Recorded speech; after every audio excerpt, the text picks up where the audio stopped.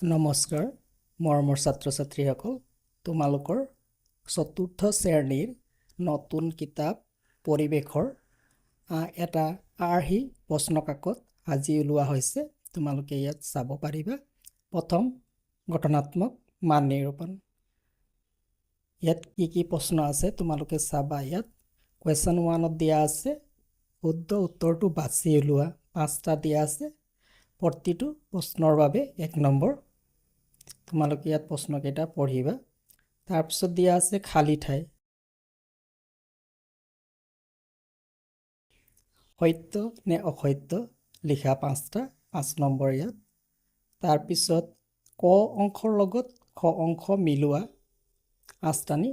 ইয়াত 5 নম্বৰ তাৰপিছত সমূহ উত্তৰ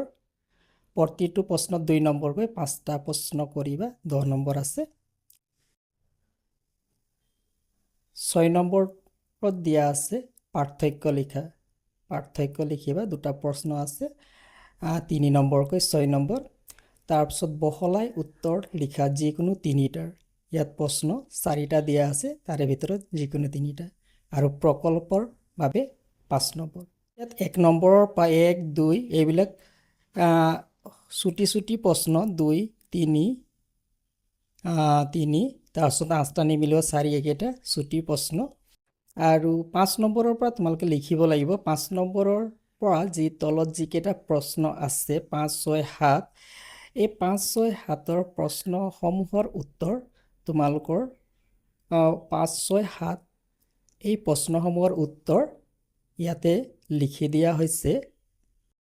5 নম্বৰৰ ক নম্বৰৰ উত্তৰ এয়া চোৱা 5 নম্বৰৰ ক উত্তৰটো তোমালোকে ইয়াতে পাবা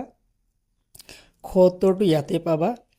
গ নম্বৰটোৰ কাৰণে তোমালোকে আনসাৰটো কিতাপৰ পৰা লিখি ল'বা নতুবা তোমালোকে যেটো লিংক দিয়া আছে লিংকত গৈ চালে তোমালোকে এই আনসাৰটো পাবা ঘ নম্বৰত চিকিৎসালয়ৰ পৰা আমাৰ কি উপকাৰ হয় আনসাৰ আছে লিখি দিয়া আছে এইকেইটা তাৰপিছত পাৰ্থক্য লিখা আনসাৰ আছে তাৰপিছত 7 নম্বৰৰ বহলাই লিখা যেটো 3 নম্বৰ আছিলে এটা প্ৰশ্নৰ উত্তৰত 3 মাৰ্কস আছিলে এইকেইটা লিখিবা এইকেইটা লিখা আছে উত্তৰ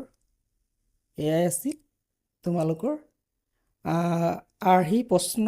আৰু প্ৰশ্নসমূহৰ উত্তৰ ধন্যবাদ